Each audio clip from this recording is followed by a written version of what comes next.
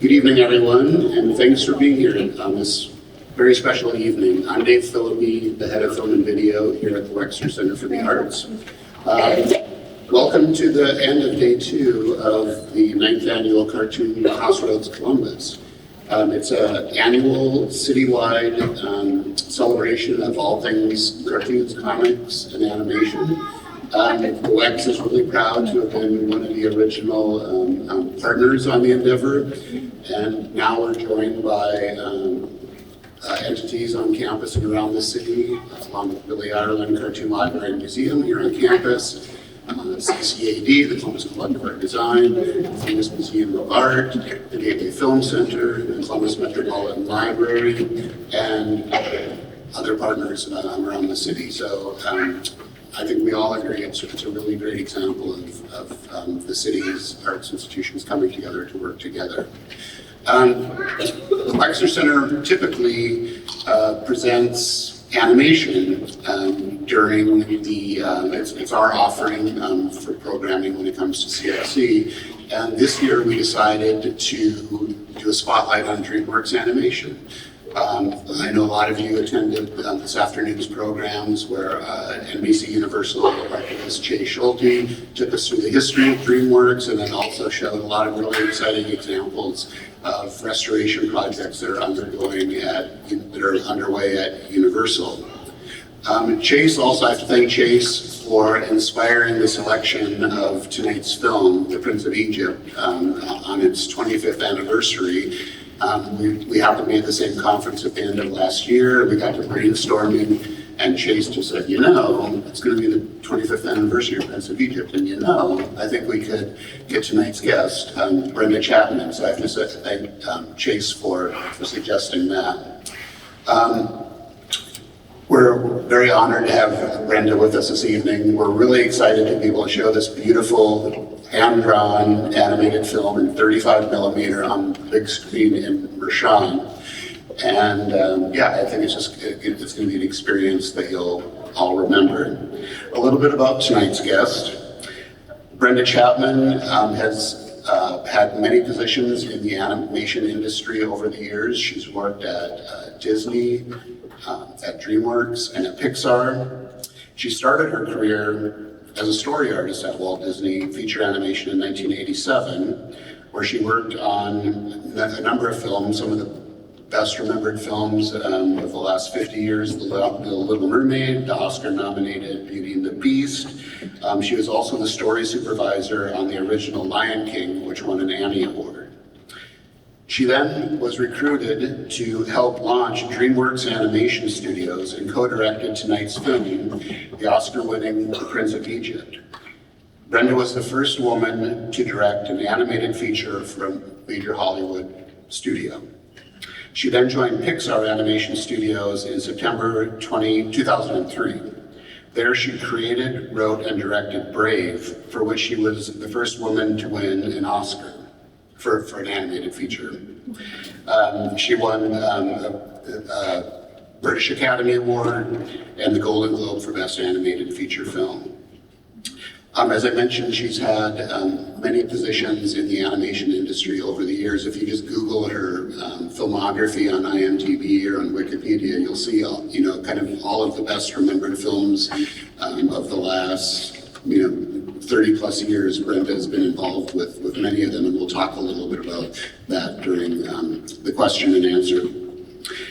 Before I begin, or before I bring out tonight's special guest, I'd like to remind everyone that CXE continues throughout the weekend. Tomorrow night here in Mershon, the graphic novelist Raina Telgemeier will be here at 5 o'clock, and the graphic novelist Daniel Klaus will be here at 8 o'clock.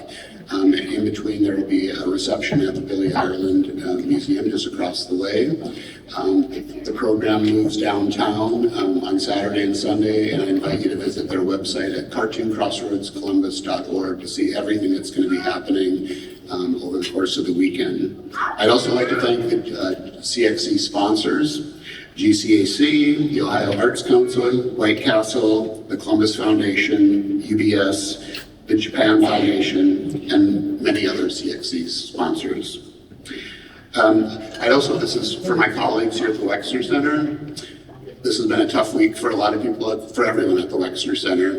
And I just want to thank all of my colleagues in tech services, in communications, in advancement, in patron services, in film video, in performing arts, in exhibitions, for your dedication and your professionalism in helping this weekend's events come off as exceptionally as you always make them do. So thank you. Of course, there'll be a Q&A following the screening. And please join me in welcoming tonight's special guest, Brenda Chapman.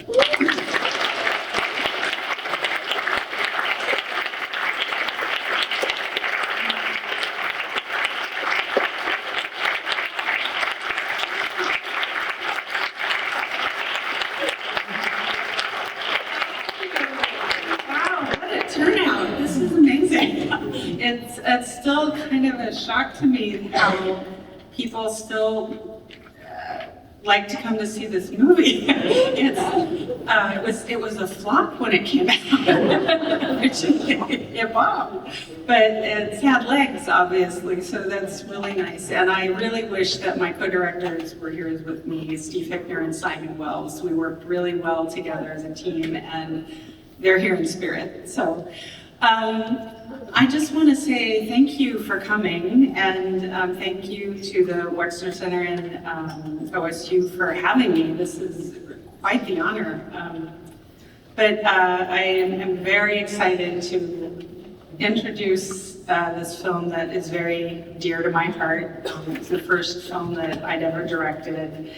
And I still remember when Jeffrey Katzenberg called me. I was sitting at my story desk at Disney, and he wanted me to come. And he told me, he wouldn't tell me for the longest time what this exciting project he wanted me to come over and help work on. And then I said, Jeffrey, I'm not leaving a great job at Disney to come over on something that I don't know what it is. And he said, all right, I'll tell you. It's the 10 Commandments, the story of Moses. And I said, are you crazy? It's got God in it. I mean, that's like a minefield. What are you? But I had to admit that it was very courageous in what they were trying to do. And originally, this was supposed to be the first animated film that DreamWorks put out.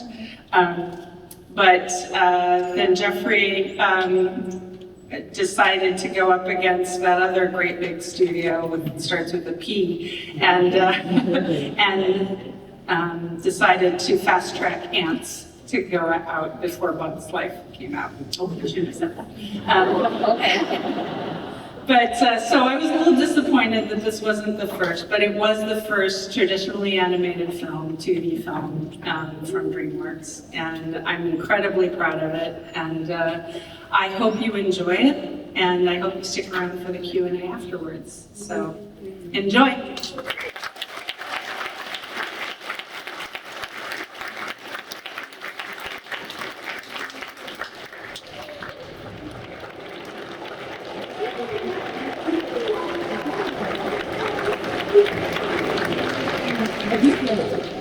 Wow, we're so far. Yeah. Well, thanks everyone for sticking around. And I keep forgetting to mention this. You know, this is a tribute to DreamWorks this weekend. And on Saturday, we're showing three more of the most beloved DreamWorks films: Kung Fu Panda at 11, How to Train Your Dragon at 1, and then at 3:30, Shrek. And they're all in our normal film theater, but all on 35mm, and they're all free, so hopefully you'll see you there. Okay, that's enough for that. We were just talking backstage before we came out, and just starting with that, I'm getting ahead of myself. So I think you were saying last night, you were invited or recruited to come and start this animation division at DreamWorks. And I think, I can't tell how much you were kidding, but it's like, what do you need? And you didn't even have like pencils and paper.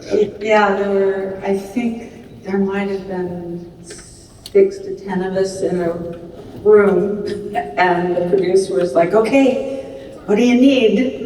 And literally we're like, Bill, we need some paper and some pencils. And I mean, literally we had nothing but furniture, and that was it. And they just didn't know, so we just started slowly building up. We had to get everything, we had nothing.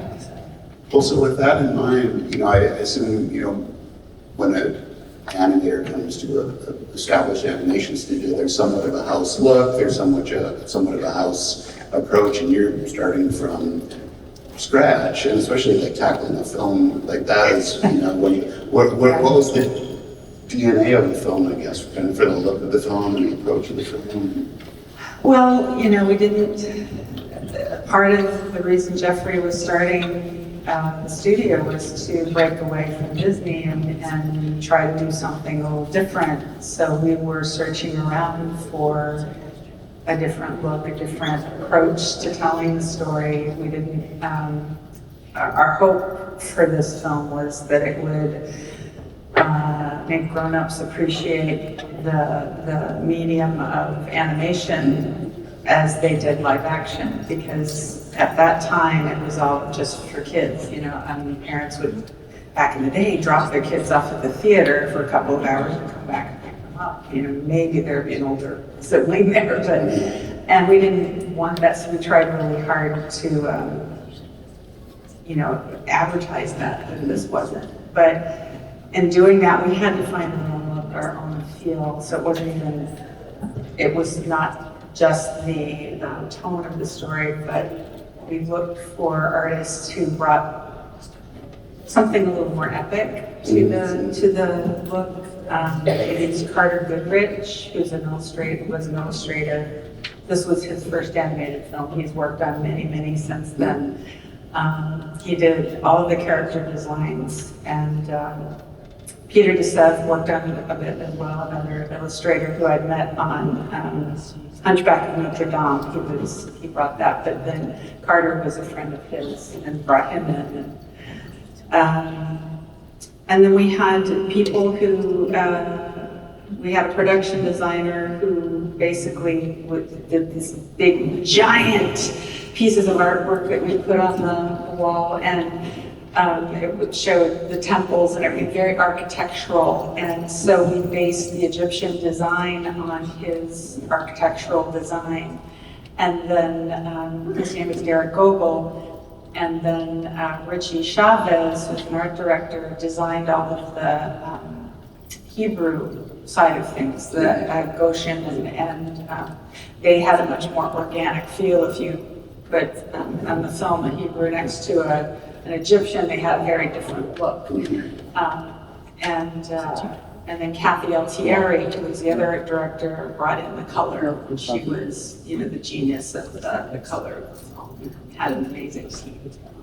Yeah. You mentioned wanting to do something more epic, and there's so many spectacular shots, so many spectacular individual frames in the movie, and at what point in the conceptualizing did you come up with some of the more memorable, epic shots, for lack of a better word? Before we came out on stage, just talking about the parting of the Red Sea and the people in miniature passing, through the ocean, and you see a whale shark, as you told me. No whales in the Red Sea, so that was a whale shark. But do you remember kind of in the conceptualizing, I guess just, the discussions around the epic nature of it, and the inspiration for some of the individual shots in school? Well, David Lean was a huge influence. We watched Lawrence of Arabia, of course, and a lot of his films just have this epic scope to it. we were just trying to look for that. And one of those scenes that was very inspiring early on, you make these films, it's not always in the order that it is even in animation. You work on different scenes at different times. And I remember one of the key moments was Spielberg coming in and looking at some of the stuff we had done. And we were trying to figure out how to get that transition of Moses after he's killed the guard, leaving Egypt, and then ending up in Jethro's world. And that whole scene where he's going through the desert before the sandstorm hits him, Spielberg says, look, you guys, we had some lovely shots and whatever, but they didn't tie together very well. And so if you noticed in the film, Moses starts out large, running away, going away, starts out in the upper left corner, and as he traverses his way through the desert, he gets smaller and smaller and smaller until he's in the bottom right-hand corner. You can barely see him on screen. And that's just showing his kind of rebirth, and then the sand washes over him. So that was such a lesson from the great that we were all kind of, okay, so that was our 10 post. There we go. Okay, we have to make the rest of the film look cool. So, and we tried. So you mentioned working with different positions on the film, art director, and so on. I always find that there's a lot of misunderstanding or confusion about what an animation director does, especially for something at this scale. I think people can picture individual animators and what they're working on. What does a director do? We have to guide all those animators. We have to guide all the painters. Is that me? We have to guide. It's like a live action director. We just don't say action, or cut. We just, no need. We just say draw.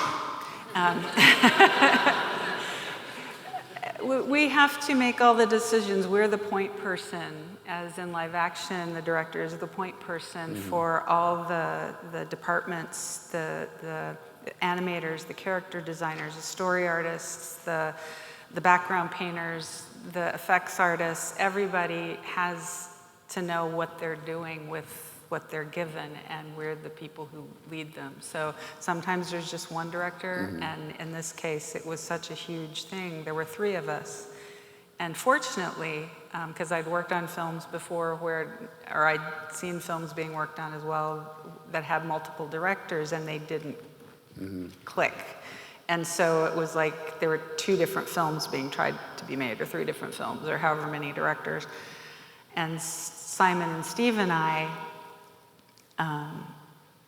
worked really well together, and we sat down just to strategize how we were going to do this, and we decided story was the most important thing. We all had to be on the same page so that we were all directing the same story.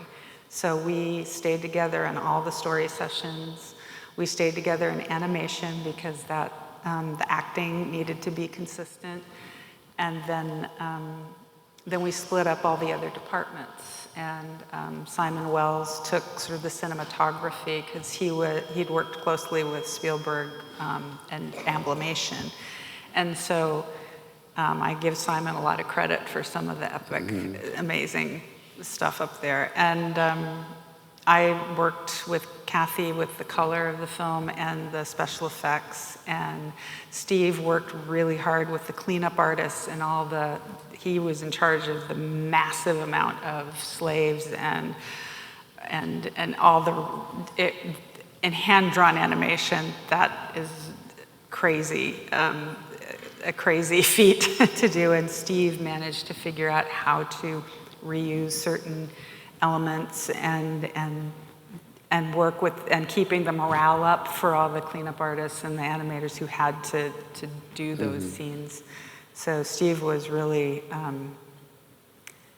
he's the only person I know who literally falls on the floor to laugh And doing so makes everybody else just cry laughing. So he could like cut the thickness of a stressful meeting, you know, like that. It was gone. So Steve's a good guy to have in your camp.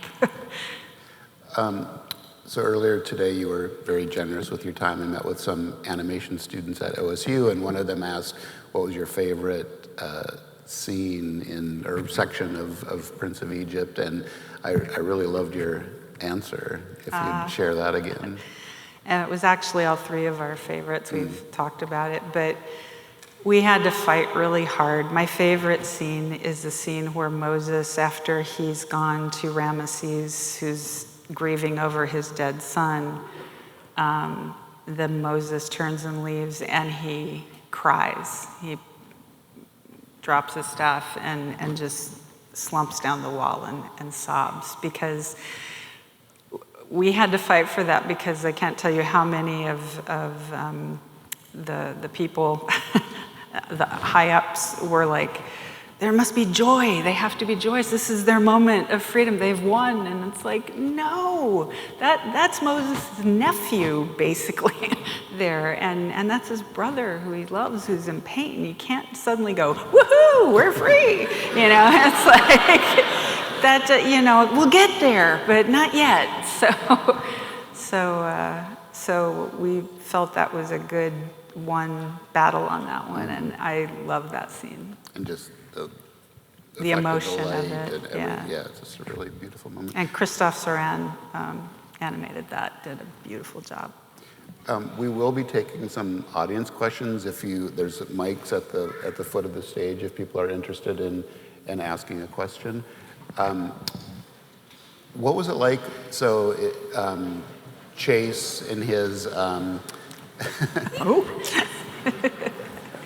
Chase in his talk on DreamWorks history today talked about that very beginning of the animation division where they were working on Antz and they were working on Prince of Egypt.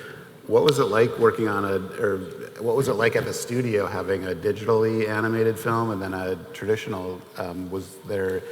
Well, we actually had started on Prince of Egypt before the Antz decision had been made, and we were, I think I said earlier, we were supposed to be the first animated film out of DreamWorks, but then this sort of rivalry kind of thing happened and Antz came out first. So, but they were up in the Bay Area and we were down in LA, so we didn't really connect that much. But I will say there was one moment, it wasn't Antz, it was Chicken Run, which we were halfway through Prince of Egypt, and it, you know, it was a serious film, and we were all from animation. It all worked on, you know, more kind of fun stuff, humorous, I should say. And there was their call from Aardman, all hands on deck story artists, we just need help. We need a lot of gags, so they gave us a little break so we could come up with gags for Chicken Run. And what was like, oh my gosh, you know, and it's been so long, and I'm not usually called on to do gags. I usually get the emotional stuff as a story artist, and so there's this scene where they're all running off the roof, learning how to fly, and then you cut back and they're on a pile of chickens. You know, it looks like she's flying, but she's actually standing on a pile of chickens. That was my gag. I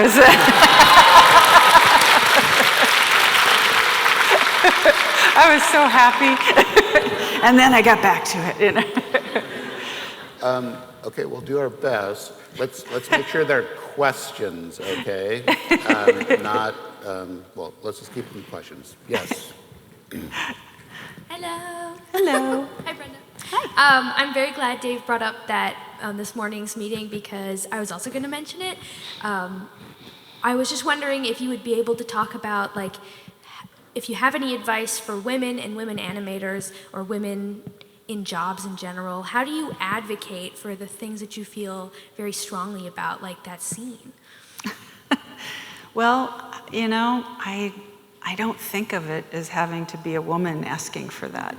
I thought of it as just being, I'm a story person, I'm a director, and this is what I feel very strongly about. And I don't wear my femaleness as a piece of armor. I'm an artist, I'm a filmmaker, I'm a storyteller when I'm in that job. So that's how I approach it, and I don't, and sometimes other people will put that label on you. You're like, whack, oh, what's that? Oh, you just have to like peel it off and go, hey, no, this is why, and you just keep going. And you know, there are going to be times when you can't surmount that because other people are having trouble with it, and other people in power have trouble with it.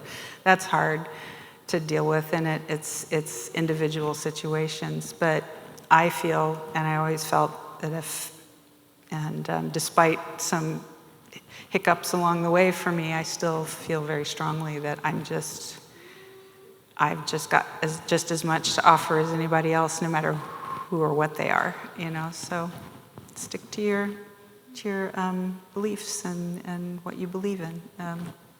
That is right, and be professional. You know, if you're bringing something to the table and you know you think something is better than what's there, and it's a director or someone above you that is saying, no, that's not what we really want to do, and you give it to them as much as you can, there's going to be a point where you have to go, okay, it's not my decision anymore. I've offered everything, that I've made my argument, but now I have to step back and let them make the final decision. So there is, you have to balance your professionalism as well.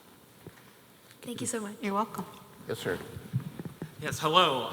Hiya. This is a bit of a weird question. One thing that I've heard about in the production of Prince of Egypt was that this was in the early stages of Shrek as well. There were people who were allocated from the Prince of Egypt project over to Shrek, and they called it like being Shrek'd, as it were. How was the decision made to allocate people onto another project? And how was it decided who would be brought on one project and stay on the Prince of Egypt one? Shrek really hadn't come forward that much while we were in Prince of Egypt. It was actually El Dorado was the one that, yeah, it was El Dorado that we were losing. We had Ronnie Del Carmen was one of our star story artists on Prince of Egypt, and he brought us a lot, and then they wanted him as their head of story. All right. And so we were like, no! But they're promoting him, so it's like, oh, yeah. Okay. Yeah. So yeah, but that's the growing pains of a studio and wanting to move things along. And yeah, I mean, different projects, then the next one would come up, Shrek would come up, and yeah, someone got Shrek'd. But that's how that worked, you know. It would. That's how promotions happen. Sometimes someone shines in a certain position, like a junior animator suddenly does this great scene, and then they want him as a senior animator or a lead or something on the next one, and they take him away early to start working on it and helping develop it. So that's sort of how the studios work. All right, thank you. You're welcome. Thank you. Yes, sir. Well, there I am. I'm just thinking question. Boy. Were you surprised of winning the Academy Award for Brave? Yes. I was. Yeah, I'm sorry for being off topic. So. It's okay. Thank you for the question. Yes, I was sir. very surprised. There's such a rich contrast in the values of Prince of Egypt. Like it's very, a lot of the shots are very dark for line-based animation, more so than I'd seen in anything before that. Is that something that developed from the concept art stages? Is that something that developed as a result of technical? It was concept. I mean, that was another thing. We were trying really hard we looked at a lot of films that we were trying to be inspired by, like David Lean and those that we went to live action as opposed to regular Disney animation. We were trying to find a different approach. And so this was a much more dramatic, much more emotional film than anything previous, that quality. So yeah, we tried to, have those dark moments be really dark and really get some dramatic lighting, like at the scene where Ramesses is over his son, we went nearly black and white. We took out most of the color just to, we've taken it all out of him, So yeah, it was all based on the emotional aspect of the storytelling. And Kathy Altieri, I give her a lot of credit for that. We had what we called an emotional beat board, which was we tracked all the scenes of the film, and she did these little color palettes. They're like little stripes of color. Pixar does a lot too, but we did it before. And then we would follow Moses' emotional arc.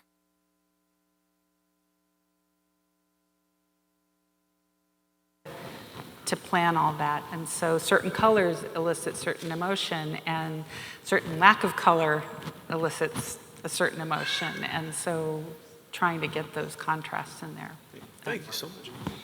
It just occurred to me, speaking of Lawrence of Arabia, the scene where the Hebrews are exiting, it's almost exactly this. There's a scene at the very end of Lawrence of Arabia where the Arab Revolution is exiting Damascus, the same above shot.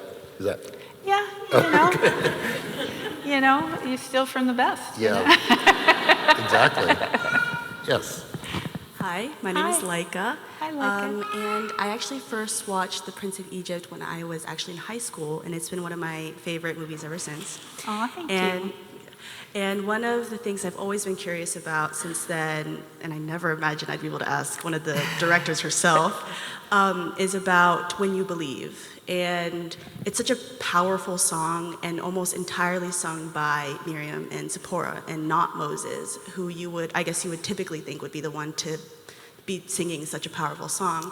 And what I wanted to ask, and of course I have my own theories about it, but I wanted to ask what was the reasoning behind that decision? There was a lot of different ideas, but one being that the women in his life were also the pillars in his life. His sister revealed who he was to him and had faith in him, and then Zipporah had faith and loved her husband, and they were the ones who sort of pushed him to be who he was, besides God, the burning bush thing. So, but the humans in his life, that's who. And so to have that strength and to give them that kind of power. But also, it didn't feel right. Again, it was him doubting himself, him being so saddened by what had happened. He didn't, our thinking was he didn't want all these people to die. He didn't want any of this. This was not what he wanted, and he was devastated by it. So when he comes back, he's very low, even though he knows, they get to leave. It's at what cost? And they're the ones who bolster him up with this. So that's the main reason. Thank you. You're welcome. Hi, I'm Katie. Hi, Katie. I was wondering if the decision to make The Prince of Egypt a bit of a musical was out of a storytelling desire, or was it to kind of help bridge the gap between animation being viewed for children and a story being viewed for everyone, but especially adult consumption? Yeah, I think there was that. There was also just the mandate that it was going to be a musical. I mean, it wasn't my necessary decision, it's like, it must be musical. It was Spielberg and Katzenberg and Geffen all. One of the the legends that happened about the making of this was Spielberg asking Jeffrey Katzenberg, what is it that makes a great animated film? What is it that you've learned at Disney? And, you know, Jeffrey had worked all on musicals, you know, it was all, but he described everything, all the elements, and at the end of it, Spielberg said, oh, you mean like the Ten Commandments? And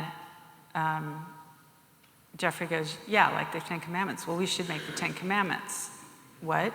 Yeah, we should make the Ten Commandments. So it was, I mean, it was this thing that, with everything that Jeffrey had described, that's why the story was made. And so musical being part of that. And I think it was a good help in bridging that connection. Thank you. You're welcome. Hi. Hi. That actually ties in perfectly to my question of what drew you to work on this film, because you mentioned you were a little bit reticent about it. I had worked recently on The Lion King with Jeffrey Katzenberg and gotten to know him on a more, I'd been a story artist before, I'd pitched to him and all of that, but I hadn't worked closely with him before that. And I think he liked that I would challenge him and not just say yes all the time. And I went to DreamWorks, I think because I was feeling sort of the corporate influence at Disney after Lion King's success. Suddenly marketing was sort of in charge of what stories were going to be told. And Jeffrey was offering this, here's a new studio, we can make it whatever we want it to be. And here's this story, and I was like, are you crazy? But at the same time, I thought it was a really bold choice. And I didn't go over to direct it. I was gonna go over to build the story department at DreamWorks, and that was my goal. That was what I really wanted to do. And he couldn't get anyone to agree to direct it because of that very reason. He asked my husband before me, who was going to be doing Tarzan for Disney while I was making Prince of Egypt. But there was a moment where he just couldn't get anyone. And so Joe Ranft was supposed to direct it. He was a story guru, late, great, wonderful man. But he ended up going to Pixar. And I think he was going to direct it, and I was supposed to be the head of story. Then Joe didn't show up, so Jeffrey asked all these other people. They said no. He asked me. I said no, I'm just doing story. And then a few weeks later, I was in a meeting with the producers and Jeffrey goes, Sandy, Penny, you found a director yet? I said, no. Brenda, you're directing until I find somebody else. Okay. So, and then Amblimation was going to be coming over, and Steve and Simon had agreed to be co-directors on it. But I finally realized that everything supports the story. Everything you do, it's all about the story. And by that time, I'd sort of fallen in love with the concept of trying to make this film. And I didn't choose the subject matter, I didn't choose it, it chose me. So I think that's the best answer I can give you, I think. Thank you. Thank you. Hi. Hi. First, I just want to say I've never seen Prince of Egypt before, and I'm blown away by this. Oh, thank you. I'm very passionate about 2D. In fact, I'm learning 2D at a school nearby. Wonderful. My question is, how exactly was the scene where Moses is dreaming with the panels and the walls was actually animated? Was there any like special techniques, or was that all hand drawn? It was initially hand drawn, and then it was. I'm terrible with the technical jargon. I'm just like, that looks good. That looks good. Make it move better. But the actual, it was a new, a very, would be considered fairly simple now, where you texture map it, I think. It was hand-drawn, just regular, and then it was put on top of a geometry. And it was chiseled in that geometry so that we could light it to make it look more chiseled. They cut it. I don't know that. I'm sorry. I just remember being blown away too. But we animated it normally, and then the technical guys took it and put it on and lit it and made it feel chiseled. So I'm sorry that I can't answer that more intelligently. It's all right. I just wonder if there was like any CGI involved, or was that all like? Yes. Yeah. I mean that's the thing. They built a set for it and applied the animation on top of that, and the color and the paintings on top of it, so that I'm sure you can read up on it in the making of book. That's all right.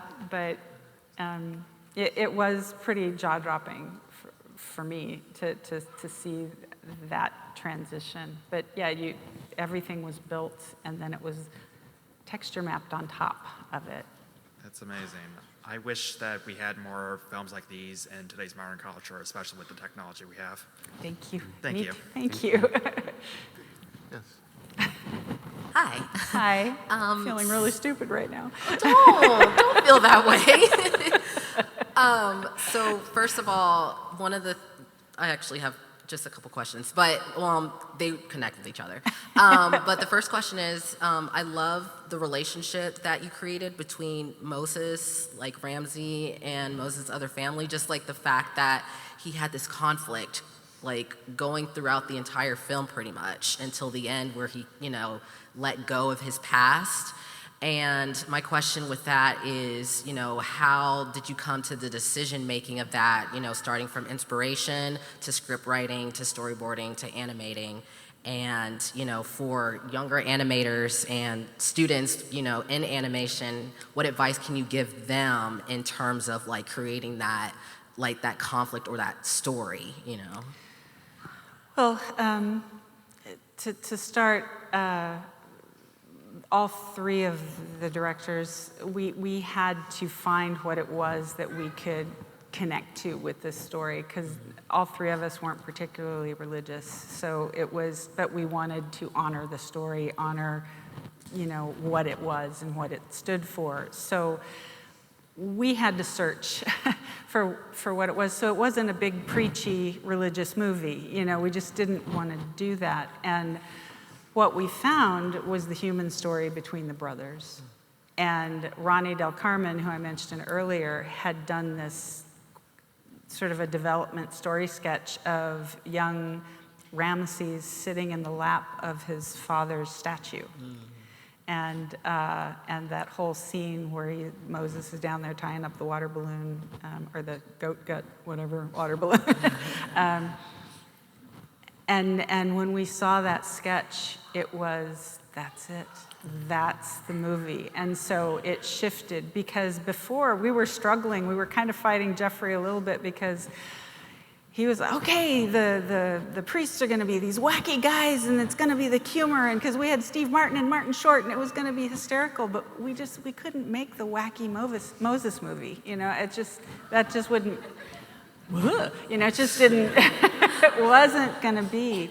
And then once we found that, the brothers' story, then we made it into that tragedy that is the story of these two brothers who love each other deeply, but they're on opposite sides and have to deal with that. So that, I would say that to anyone who's working on a story, is find that thing that you connect to. And whether you're directing it, whether you're animating a scene, when a director gives you a scene that you didn't ask for, but you've got it, you have to find that thing that you can make it yours, put the passion into it. So it's finding what you can connect to from in here. Thank you. You're welcome. Do you have the energy for a few more? Yeah, I'm Okay. fine. Hi. My name's Uriah. I was wondering, is it okay if I record your answer to my question so I can reference it later? Sure. I guess. That's It's not. It's actually not me. It's Universal. What do you think, Chase?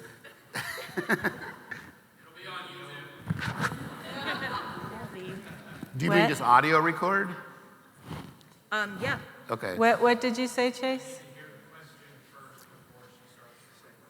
Yeah, ask the question before you record. My question was going to be, what is your advice for an animator trying to break into the industry, especially if there's someone who is very inspired by DreamWorks and wants to hopefully one day work for DreamWorks? Thank you.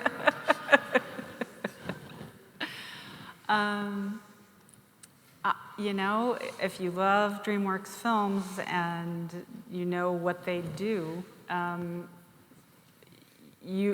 hopefully you have worked at, trying to figure out how they do it and have, drawn in their style or do their style of whatever. But all that said, you still need to bring your individual self, because a lot of people can emulate a style, emulate a studio style or whatever, but when they're looking at portfolios, at least when I was there, I haven't been there in a long time, so is that's great, they can do all this, but what are they bringing? Why are they special? Why should we hire that person? So I would just say, bring yourself to the table. Look at everything I can do. That's what you guys do, but I'm going to bring something a little special that will enrich what you do. So that would be my answer. Thank you very much. You're welcome. Okay, we have time for a few more questions. Hello. Hi. As a up-and-coming animation major from somewhere else, I'm very excited and mildly terrified to do the longer story-based scenes. So what I'm wondering is, other than the scenes you've mentioned that you fought for or you said were your favorites, what do you think was the most difficult scene to develop, either story or visually, and was it the most gratifying to finish it? And in this film, there were several. And in Prince of Egypt, I'd say the opening was very difficult. That was the thing we did first, and that was the most intimidating thing, because Jeffrey wanted to use this to wow people to get on board with DreamWorks and help us go the distance with it. And so working with the song, trying to get that right with Stephen Schwartz and Hans Zimmer, they were working on it. Was like a mini film in itself. And at the end of it, when we were getting close to the end, I remember Jeffrey saying, this is the most expensive opening ever in any animated film. It's like, well, you keep asking for stuff, but you want it to be special. So it's, every scene can be intimidating in the beginning, and you have to just keep trying to make it the best you can and within the limitations you have, so everyone is different. I remember my first boarding on Little Mermaid when I was given the tour of the kingdom, having to figure that one out and try to impress so that I could actually stay working on the film. So, it's a very simple scene, but it was terrifying, but compared to this, it's all different. So you'll get there. Just keep loving what you do, and you'll get there. Thank you very much. You're welcome. Okay, 2 more questions. Hello. I studied animation at SCAD, and in either 2010 or 2011, we had Moonhwa Sun as a guest professor. And so she had a lot of stories. She worked on the team that did The Parting of the Sea.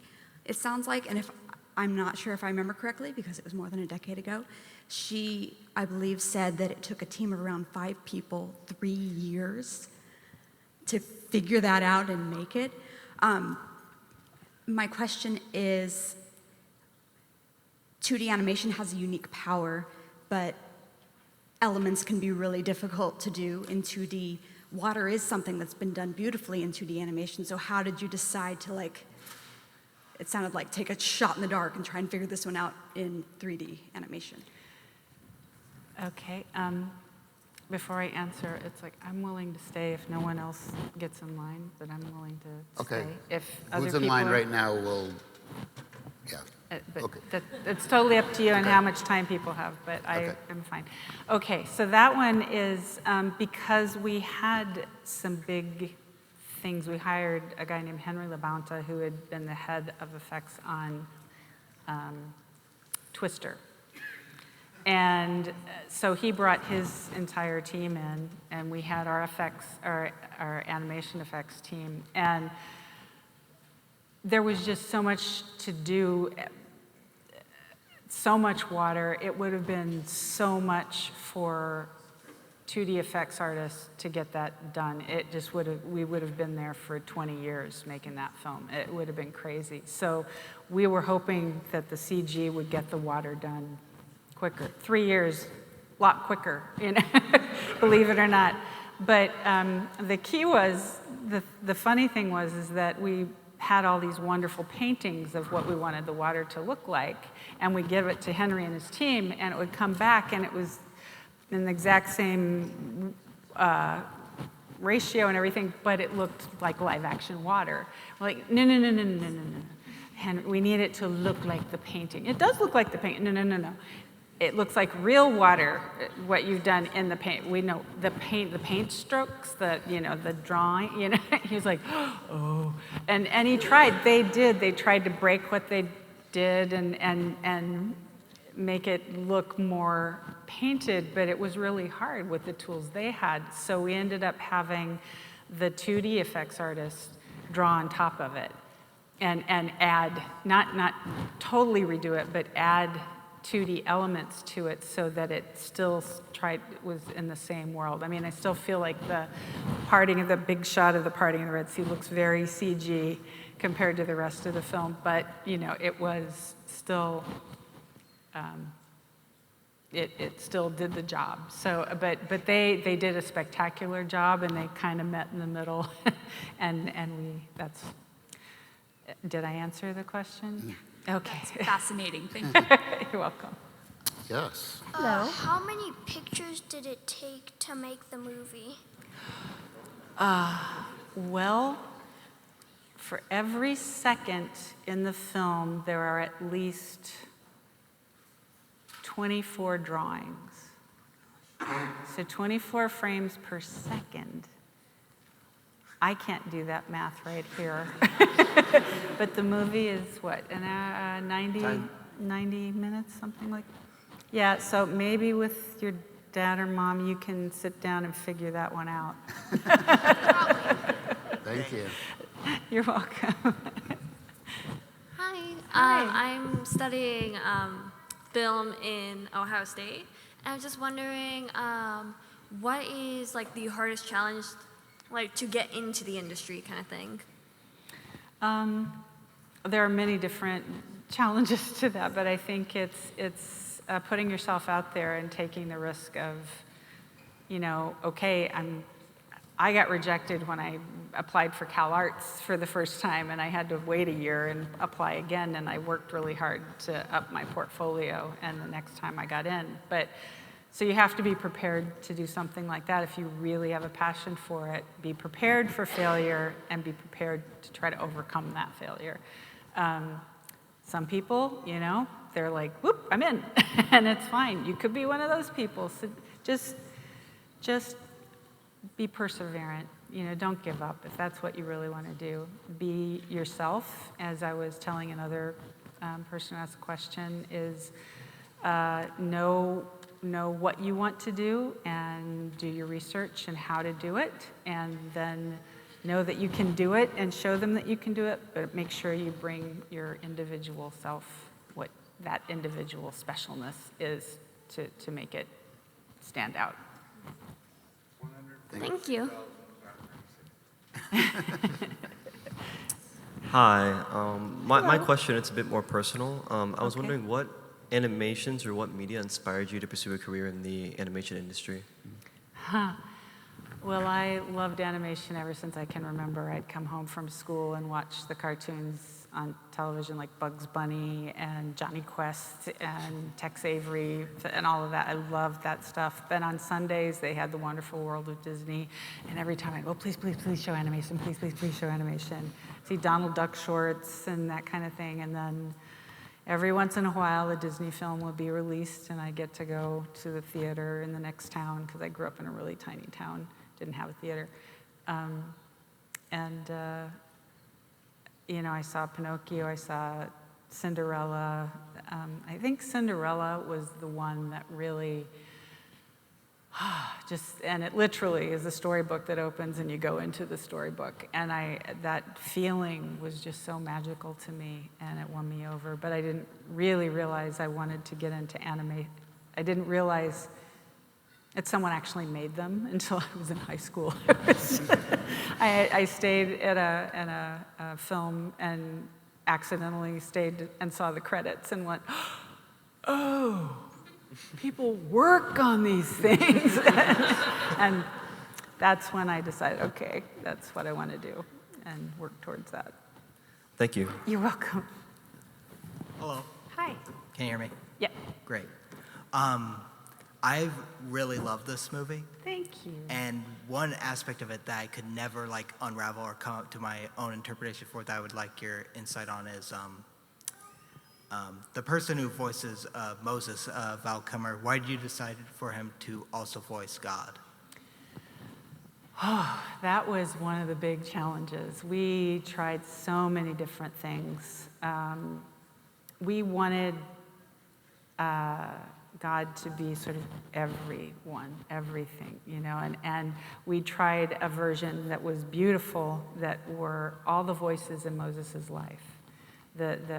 From Seti to Yocheved to his sisters, you know, we had everyone, and God just sounded schizophrenic, you know, and we thought Moses was schizophrenic, you know, it was like, it's beautiful, but that doesn't work. And so we're trying to so many different things, and the simple answer was that if you're hearing something in your head, you kind of hear yourself, you know, and that would be the least scary thing for Moses to hear is sort of his own voice, and so, you know, we layered some effects on it and put a slight female trail on it, but wanting to get it.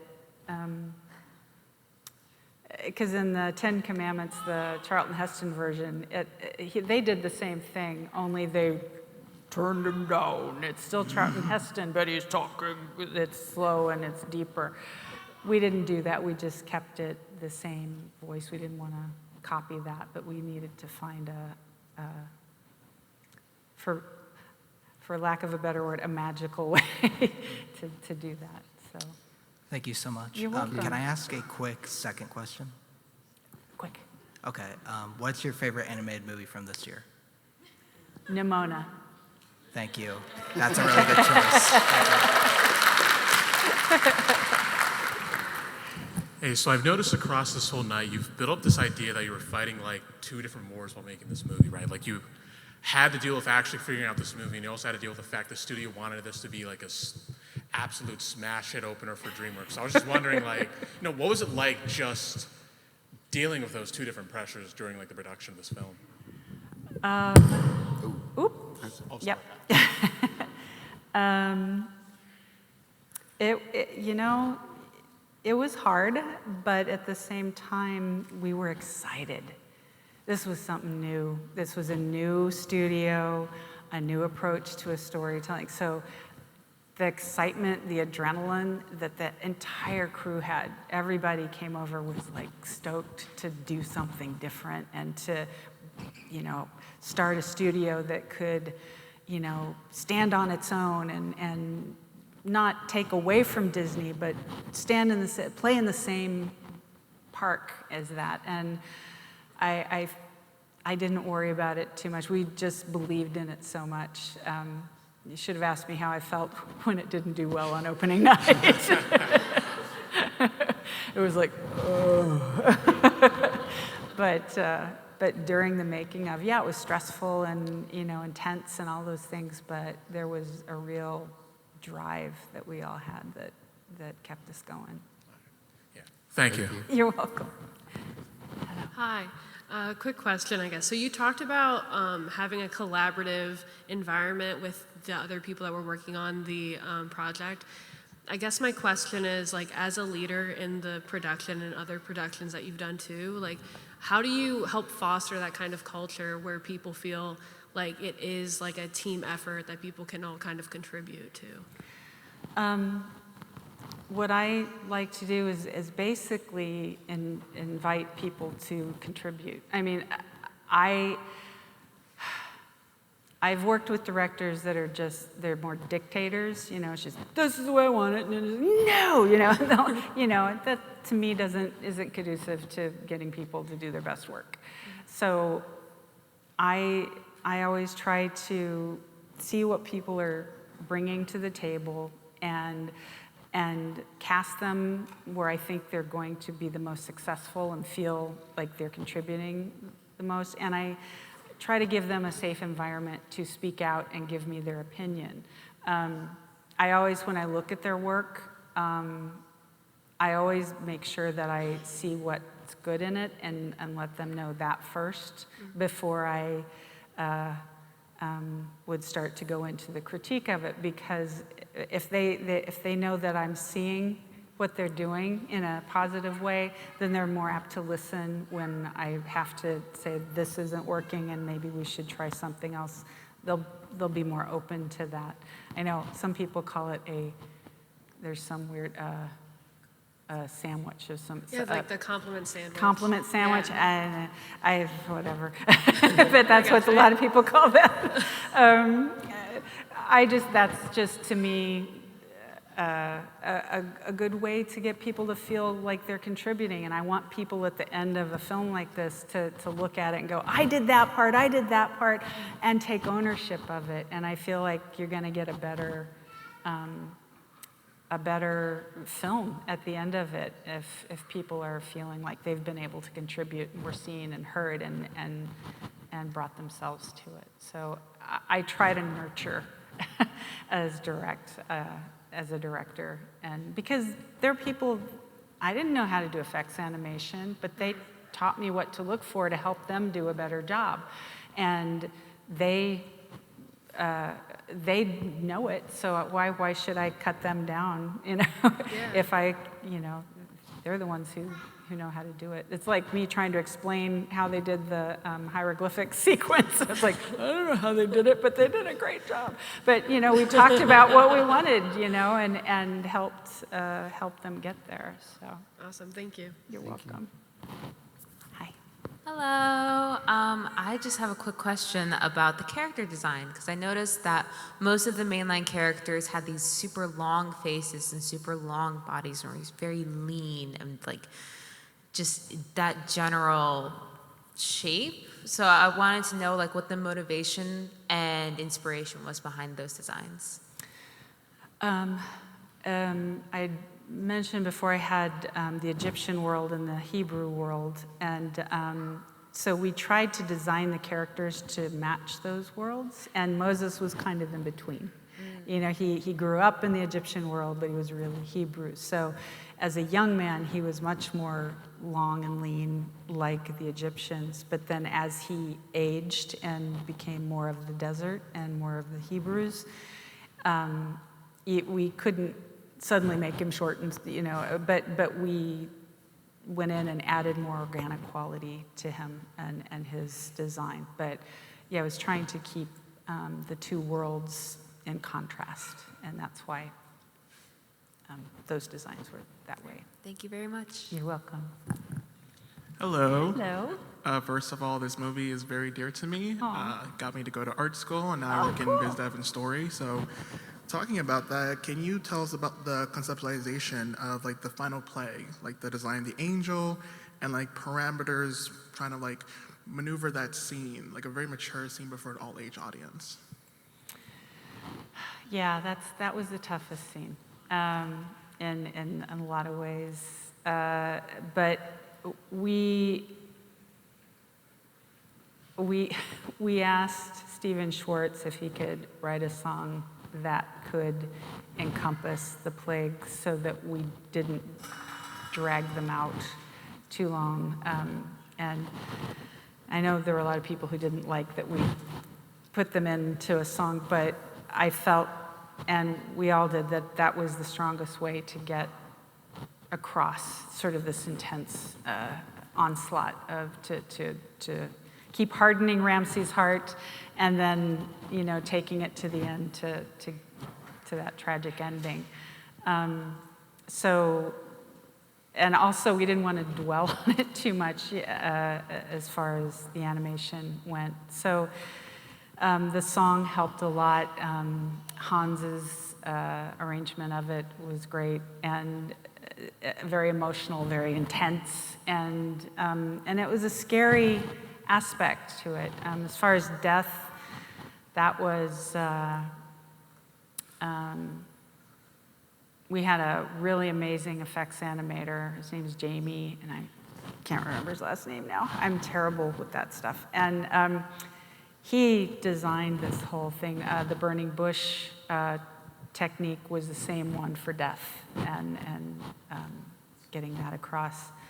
We have a silly, this is outside of the question, but a silly thing was with the burning bush, we were trying to figure out how that was going to look, and so he brought in this test, and on the back of it, so it would, how it would react to voice, and on the test was, he used Monty Python's spam, spam, spam, spam, spam, spam, and so the burning bush was going spam, spam, spam, spam. I was hysterical, but it looked good.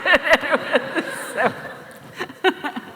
But it was trying to condense it and not drag it out too long because it was intense. Thank you so much. You're welcome. Hello, I'm Christopher. Tonight was the first time I saw Prince of Egypt. It's amazing. Oh, thank you. Thank you.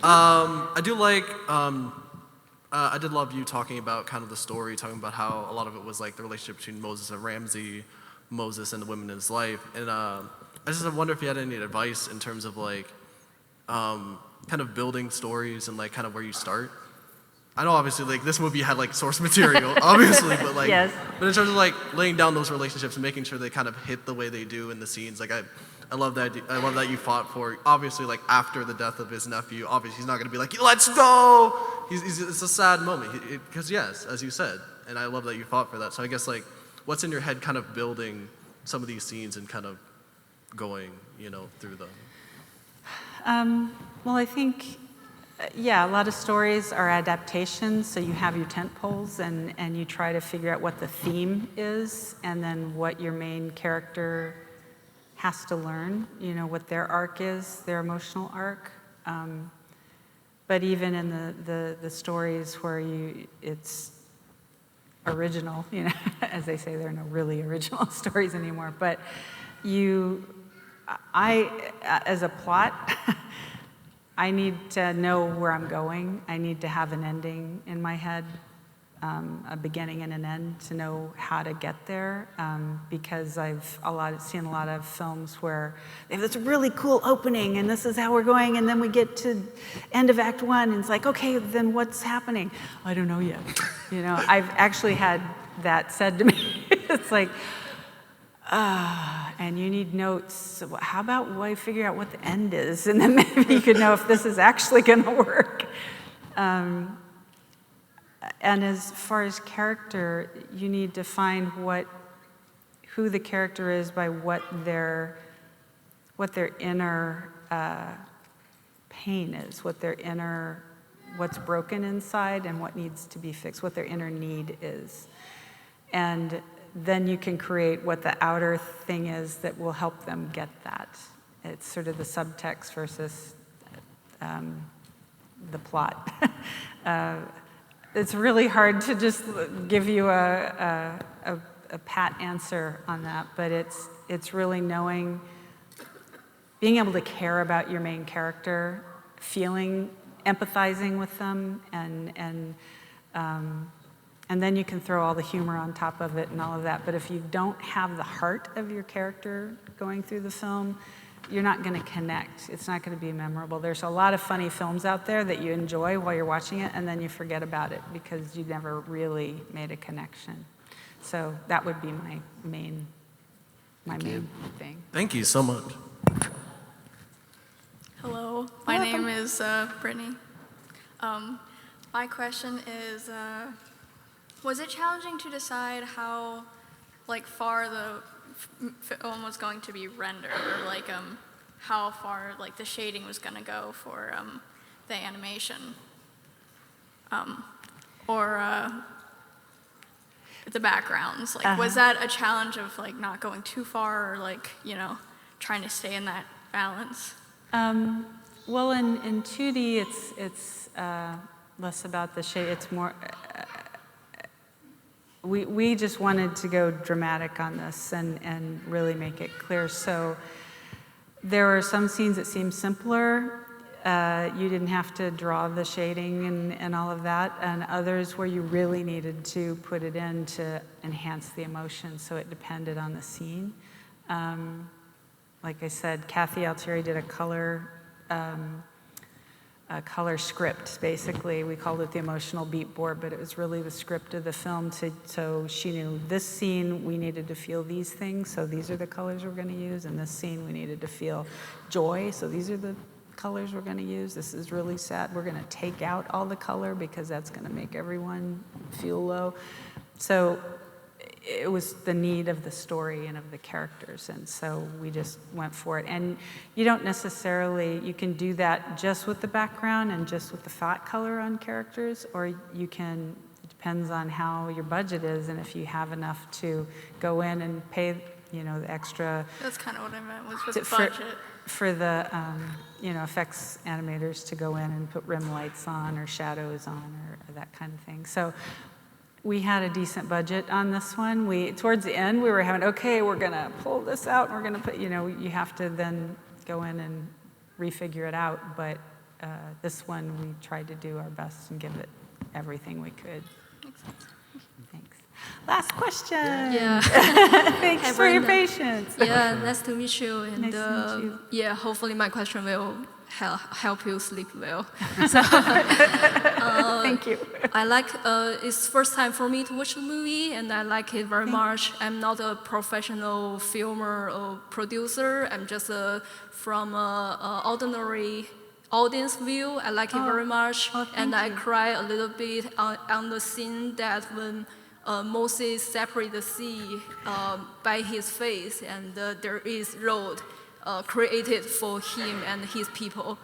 So I have, my question is, first very quick, did you already went to Egypt during the production of the movie? And the second is, according to website, it says about 34 countries people involved in this movie. Is that true? And why so many countries people involved in this movie? What's the contribution? Which part they contribute? Thank you. Okay. Well, I forgot the first question. Did you went to Yes, Egypt? I went to Egypt. We did go to Egypt for research. We went for about 2 weeks and we went up to top of Mount Sinai and saw a lot of temples, and we tried to be as authentic as we could and exaggerate. We made it much bigger.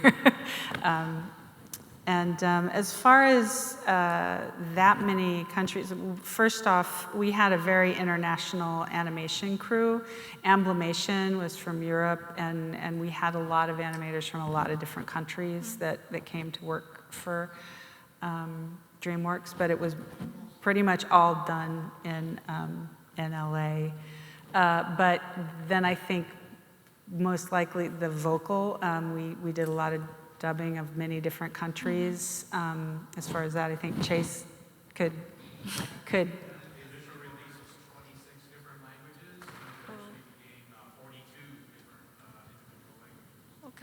Yeah, so it was mostly made in LA, but yeah, we did have a very international crew. Got you. Okay. So, thank you. thank you. Have a good night. You too. Well, Good night. Oh, wow. Thank you for sticking around. Thank you for your patience. Thank you. Thank you for being so generous. My pleasure. I came all this way, might as well. Great questions, everyone. And Yeah. yeah, it was a really fun night. So thanks for being here, and hope to see you the rest of the weekend during CXC.